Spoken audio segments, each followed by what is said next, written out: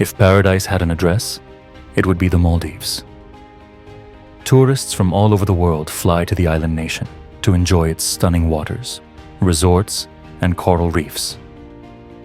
However, they have recently shut the door to tourists from one nation: Israel.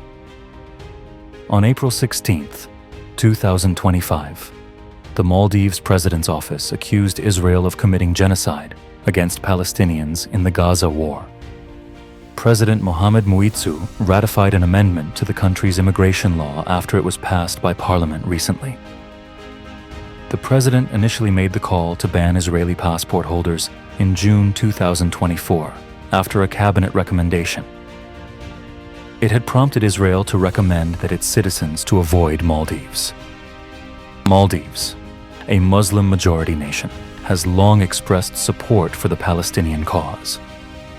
Following the latest escalation in Gaza, where thousands of civilians have been killed, Maldivian leaders said they could no longer remain silent.